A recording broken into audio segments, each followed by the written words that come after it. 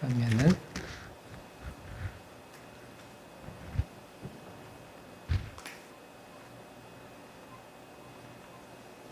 38번째로 넘어가도 될까요? 네. 마음이 안정되지 않고 바른 진리를 모르며 믿음이 흔들리는 사람에게 지혜는 완성될 기약이 없다. 마음이 번뇌에 물들지 않고 생각이 흔들리지 않으며 선악을 초월하여 깨어있는 사람에게는 어떤 두려움도 없다.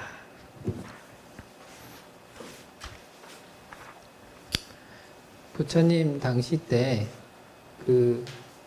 마음이 왔다 갔다 해가지고요. 6번이나 출가했다가 다시 속퇴했다가 세속으로 돌아갔다가 다시 출가했다가 세속으로 돌아갔다가 이렇게 했던 분이 계십니다. 그래서 젊었을 때 스님들이 좋아서 출가를 했다가 출가 생활하면은 이렇게 사느니 다시 세속에 나가는 게 좋겠다. 또 세상의 생활이 또 고되면은 이렇게 사느니 출가하는 게 낫겠다. 그래서 다시 왔다 갔다 하다가 결국에는 이제 여인하고 결혼을 해서 여인이 임신을 이렇게 하게 됐는데 한날 잠에서 일찍 깨가지고 이렇게 돌아보면서 자기 스스로를 생각해 보니까 내가 이 여인에 대한 애착이 매우 강렬했기 때문에 출가를 해도 계속 세속으로 돌아왔구나 하면서 다시 이제 스님들한테 이제 출가를 하러 가죠. 우리로 봤을 때는 임신까지 시켜놓고 매우 무책임한 행동이다 이렇게 싶은데 그런 것처럼 다시 출가를 하러 갔다.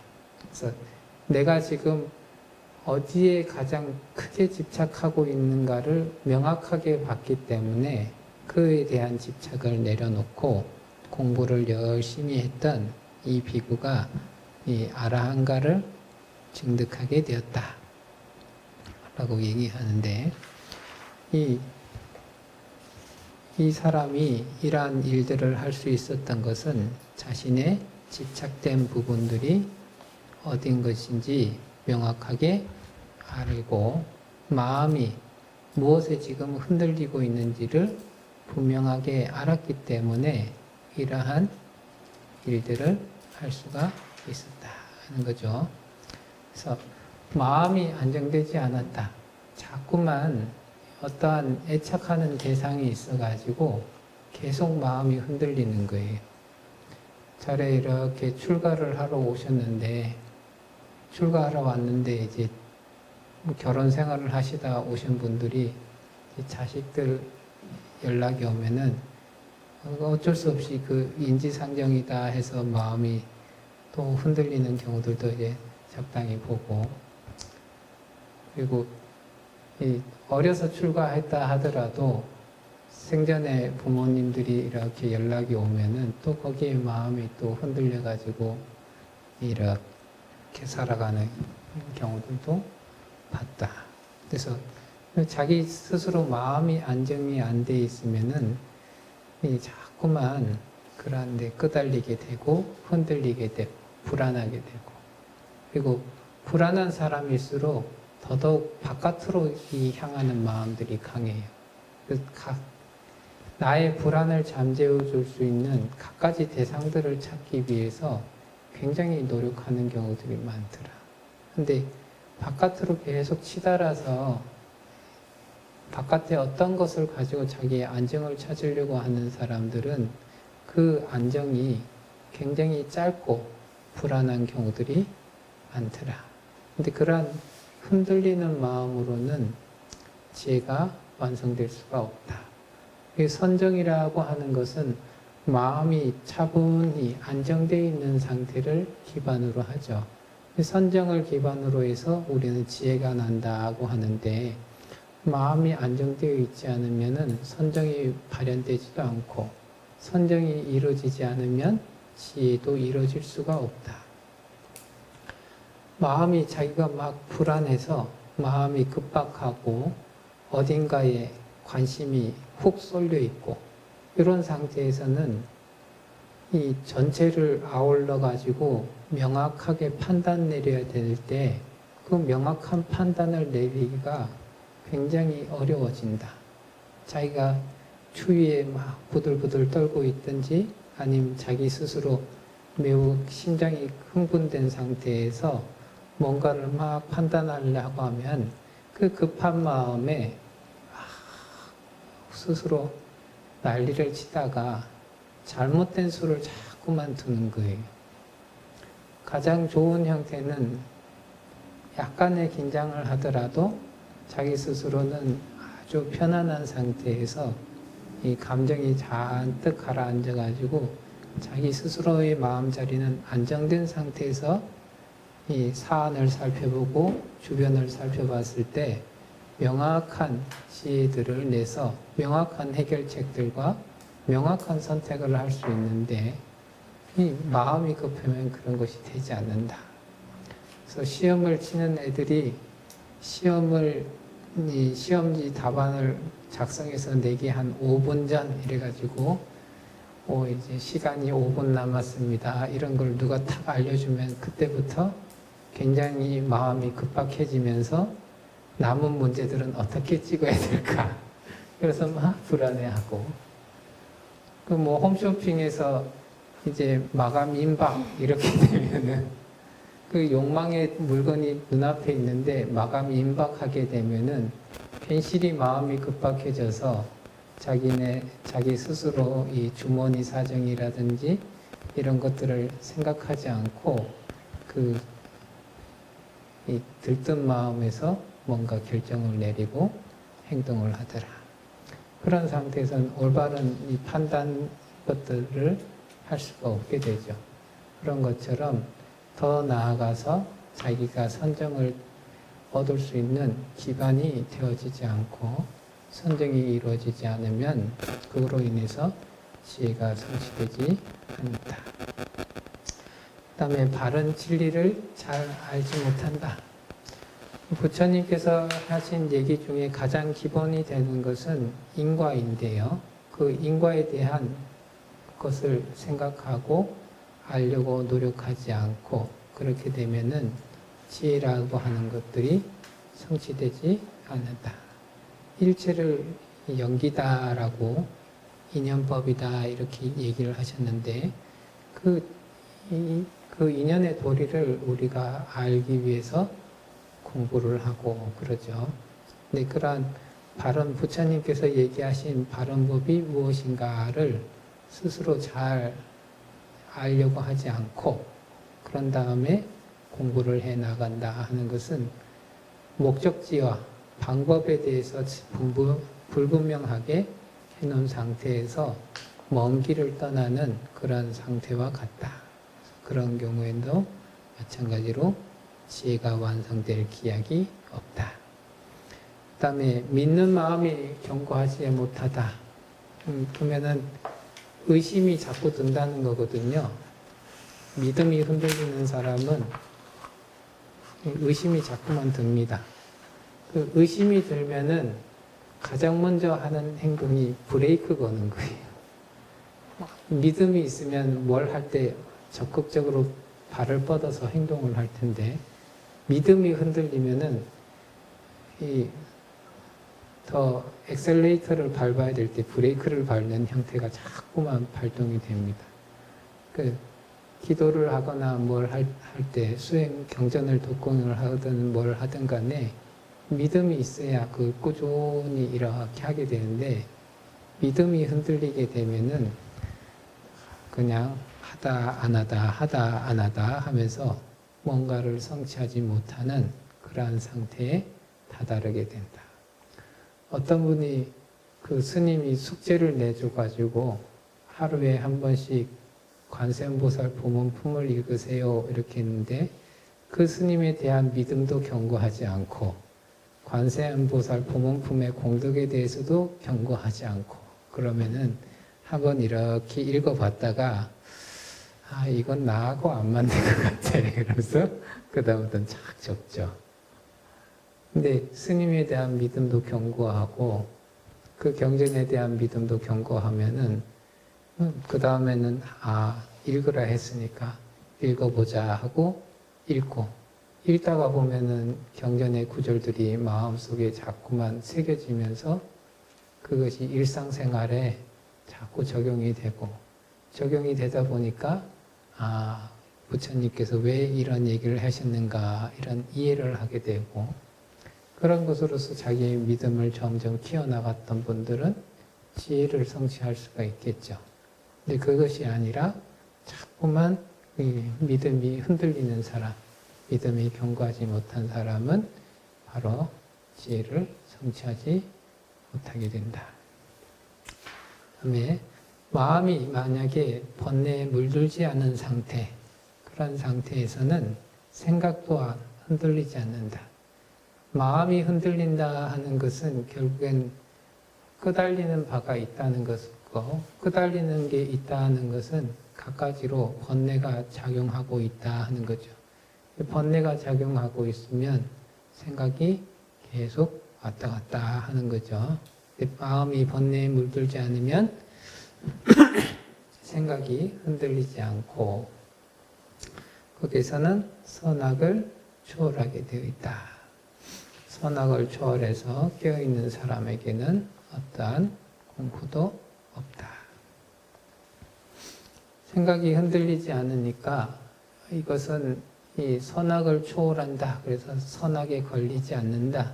자꾸 이렇게 얘기하기도 하는데 일단 유루의 선과 유루의 악 이렇게 볼 수도 있겠죠. 그래서 어느 차원에서의 선과 악이냐 이렇게 얘기를 하는 거죠. 선과 악을 어느 수준에서 선과 악을 잡는 것이냐. 지옥 중생에게의 선악은 다르고 인간 세상에서의 선악이 다르고 부처님께서 얘기했던 선악의 기준이 다르다.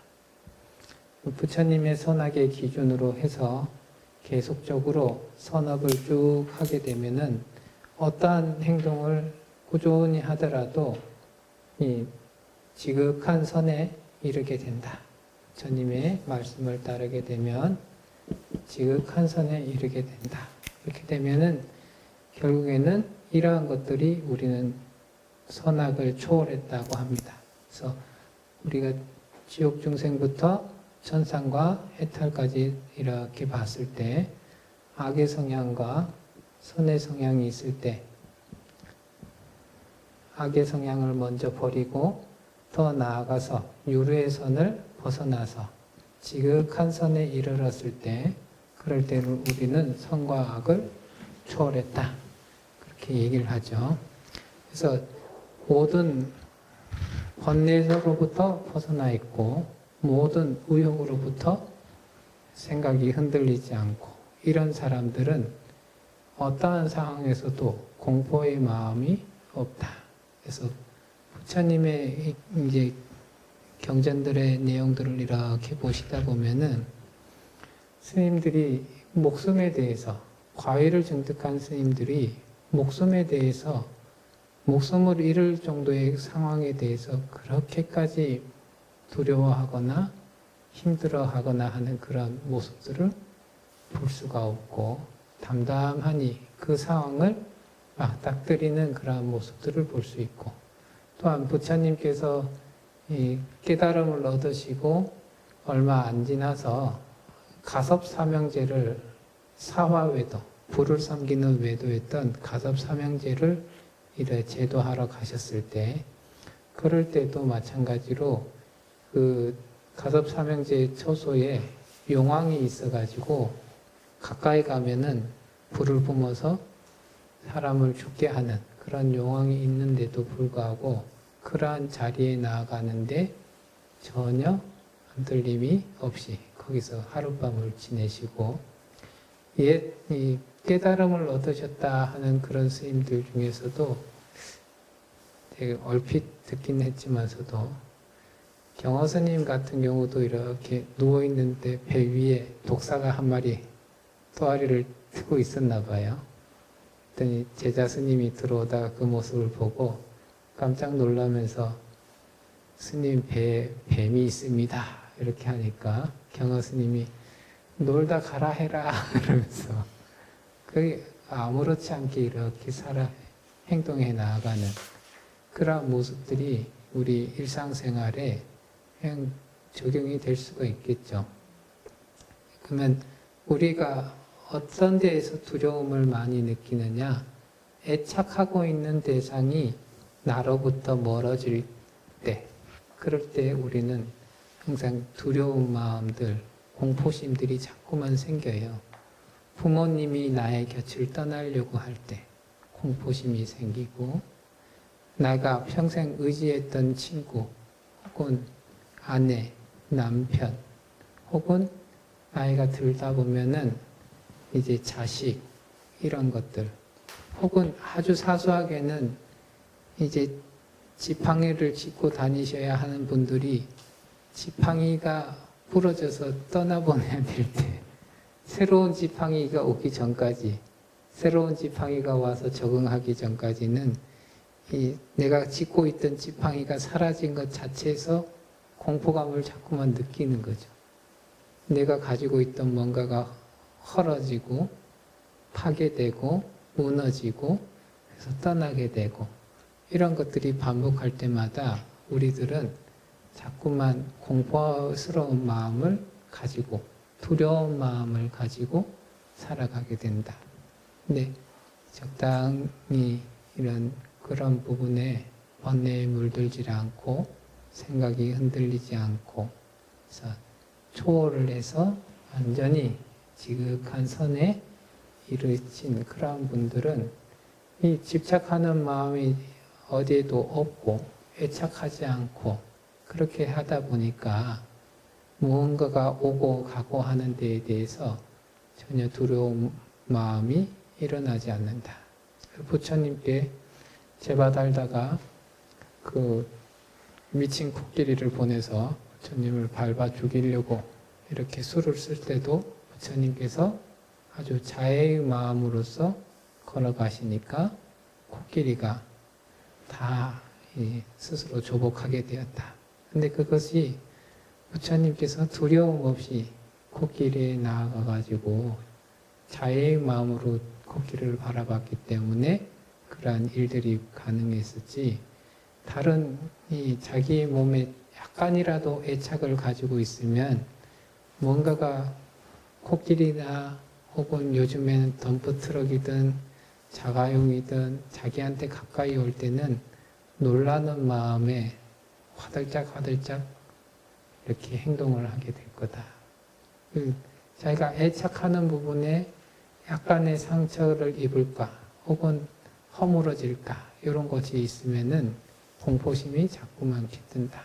근데 그런 부분에서 언제나 깨어있다. 그래서 이런 것들도 언젠가는 쓰다 보면은 사라질 것이고, 이빨도 쓰다 보면은 썩어서 바꾸고, 임플란트도 했다가 바꾸고 뭐 바꿔질 것이다 이러면서 그냥 그런 마음들을 자꾸 갖고 있다 보면은 그냥 그 치료를 받고 뭐를 할 때는 고통이 쫓아오겠지만서도 이 시간이 흐르면서 저 변해가고 적응해가고 이게 중생이 살아가는 것이다라고 마음을 자꾸 각인시키고 하다 보면은 그런 데 대한 두려움 이런 것들이 점점점 사라져 가더라. 막연하게 내가 애착하는 부분에 뭔가가 상처를 입고 혹은 떠나가게 되고 그런데 가지고 있으면은 공포스러운 마음이 든다. 깨달은 사람은 그러한 애착의 자리를 다 내려놨기 때문에 그로 인한 두려움이 발생되지 않는다 하는 얘기들을 부처님께서 이렇게 개성으로 하고 계셨습니다. 부처님께서도 전생에 어떠한 아주 사소한 것에 대한 애착이 있다 보니까 속퇴했다가 출가했다가 속퇴했다가 출가했다는 그러한 일들을 하셨었다 하면서 비구들한테 이러한 개송을 말씀하셨습니다. 오늘 수업 여기까지 하겠습니다. 시간이 된 것 같습니다.